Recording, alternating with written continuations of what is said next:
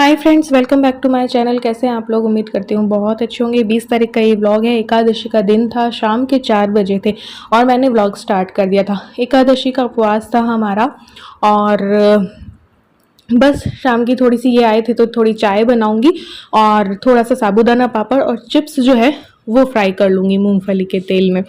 तो ताकि रात 9:30-10 बजे तक थोड़ा सा आधार हो जाए पेट में। इस दिन ना मेरी अजीब सी रहती है पेट, क्योंकि ये सब मुझे सूट नहीं करता है। ओनली फलाहार फलाहार फलाहार। तो इस व्रत में थोड़ा सा मुझे प्रॉब्लम आती है और नेक्स्ट डे पेट भी अजीब हो जाता है मेरा। और आज के दिन पे मेरा दिल ना इतना भारी भारी लग रहा था, ऐसा लग रहा था मेरे बहुत भारीपन हैवीपन लग रहा था, लेकिन भूख भी लग रही थी थोड़ी सी, तो फिर ये फ्राई करने पड़े। सुबह साबूदाना की खिचड़ी बनाई थी, तो बस ये चाय और ये पापड़ वगैरह हम लेंगे।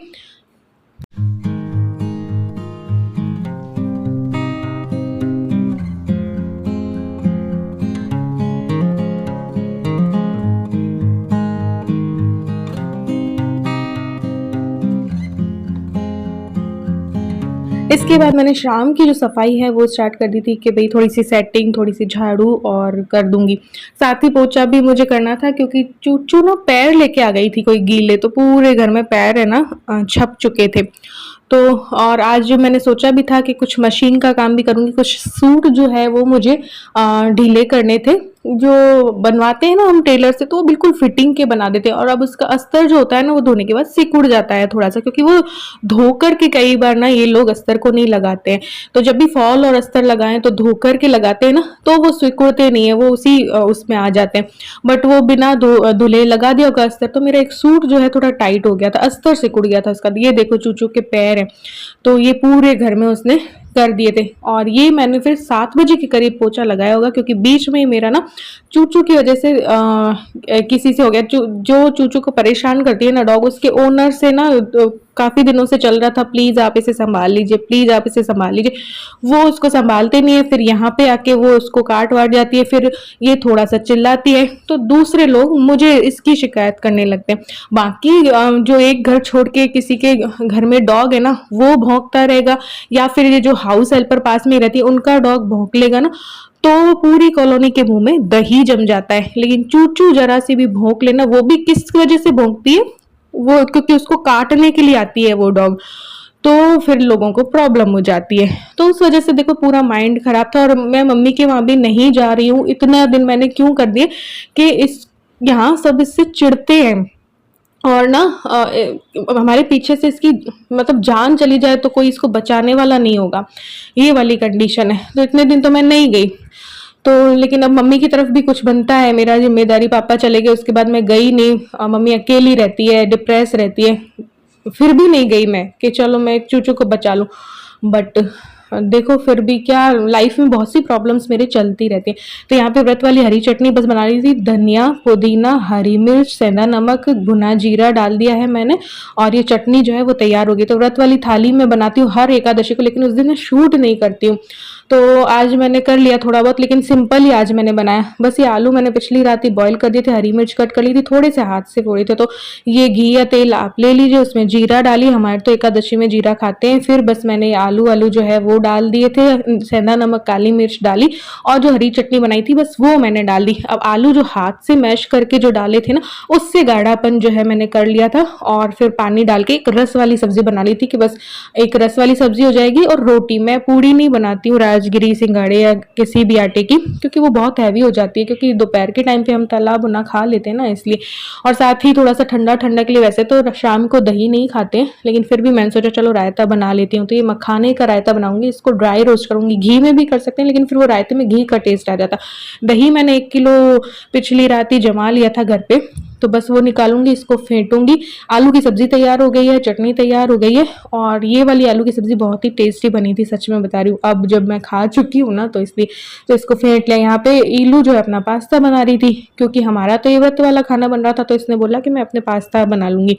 तो यहाँ पे इस दही में भी मैंने भुना जीरा डाल दिया है, सेंधा नमक डाल दिया है, थोड़ी सी हरी चटनी डाल दूंगी, और बस काली मिर्च पाउडर डाल दिया है मैंने, ठीक है। थोड़ी सी चीनी डाली है और बस इसके बाद इसको मिक्स करके इसमें मखाने डाल दूंगी। तो ये मखाने का रायता जो है बनकर तैयार हो जाएगा। वरना मैं कढ़ी भी बनाती हूँ, व्रत वाली चावल भी बनाती हूँ, मैं रोटी बनाती हूँ, मैं 2 तरीके की सब्जी बनाती हूँ।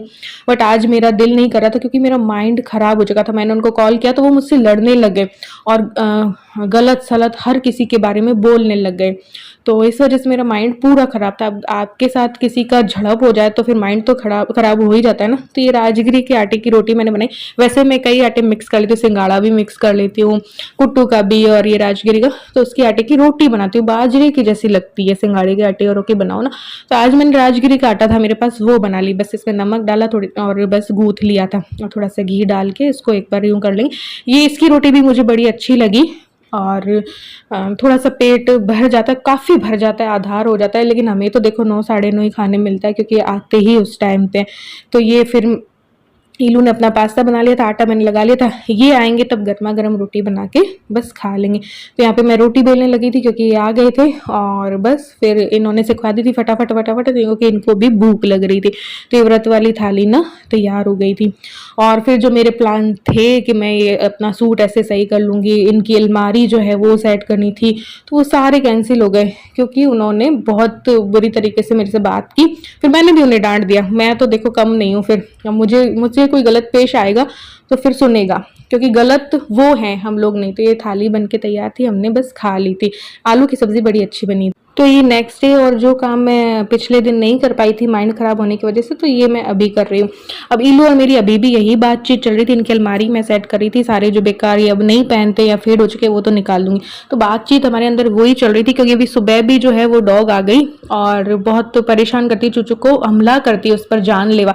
अब आपकी कोई जान लेने आएगा तो आप क्या चुप रहोगे, उसके तलवे चाटोगे या उसका थोड़ा विरोध करोगे? तो वही विरोध सिर्फ चूचू करती है। उसकी गली में आने से उसको प्रॉब्लम है क्योंकि वो कभी खुद काट खाती है उसको, कभी जो है 3 डॉग्स के साथ उस पर हमला करती है।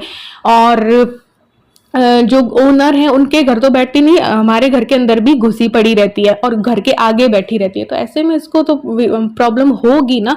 एक इंसान भी जो होगा ना नॉर्मल, तो वो विरोध करेगा, लेकिन ये विरोध करे तो पूरी कॉलोनी को फिर दिक्कत होती है। और ऑब्वियसली कोई इसकी हेल्प नहीं करेगा क्योंकि उनकी थोड़ी है, सब लोग इससे चिढ़ते हैं। बट यार किसी को कोई काट खा रहा है तब तो थोड़ी कोई हेल्प कर सकता है ना। तो भी कोई नहीं करता है। इलू अकेली जो है वो डंडा लेके डॉग्स को भगाती रहती है। तो इस वजह से ना दिक्कत होती है। तो भैया पंगा ये इसलिए लेती है क्योंकि काटा इसको जाता है और डॉग्स को नहीं काटा जाता है। तो ये उसके तलवे नहीं चाटेगी, ये पंगा ही लेगी। तो ये दिक्कत होती है।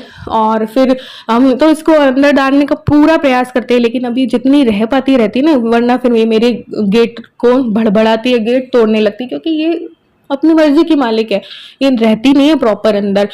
तो फिर क्या होता है ना कि और डॉग जो है भौंकते रहेंगे ना गली के, तो या पास वाले जो घर में पेट डॉग है तो वो भौंकेंगे, तो कोई भी उनके घर जाके कोई शिकायत नहीं करेगा। लेकिन चूचू सिर्फ और सिर्फ और उस दूसरी डॉग की वजह से भौंक देगी ना, तो सबको प्रॉब्लम हो जाती है। तो भैया इस गली में मेरे को नहीं लगता कि कोई इंसानियत नाम की चीज है। हम तो इंसानियत रख के इसको अंदर भी डालने का प्रयास करते हैं, सब करते हैं।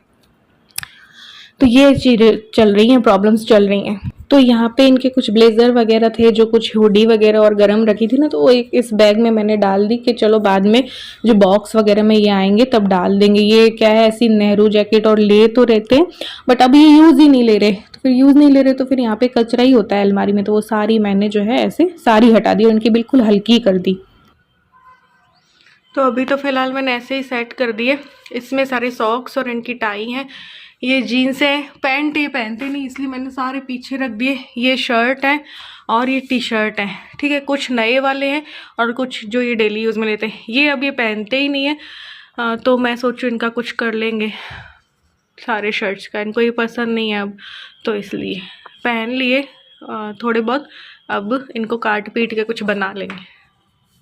ये कुछ बेकार टी शर्ट्स और फेड हुए हुए शर्ट हैं जो कि मैंने इसमें डाल दी। ये बिल्कुल नई नई पैंटें हैं जो कि थोड़ी सी सिकुड़ गई थी। ये मैंने इनको मना किया था ऐसी वाली स्लिम फिट वाली मत लो, तो ये माने नहीं थे। तो फिर अब किसी ज़रूरतमंद को दे दूँगी, बिल्कुल ही नई है। तो ईलू के तो आती नहीं, तो ईलू पहन लेती। 36 कमर है क्योंकि तो ईलू तो इतनी पतली है। तो वैसे तो पूरी लंबाई में साइज़ आ रहा है क्योंकि ईलू अपने पापा जितनी ही है, तो फिर कमर नहीं आ रही है। तो ये भी देखते हैं, किसी ज़रूरतमंद को नई नहीं दे दूँगी, उसके लिए सही रहेगा। तो ये कुछ टी शर्ट हैं, ये शर्ट हैं जो कि फेड हो चुके हैं, तो ये देखेंगे।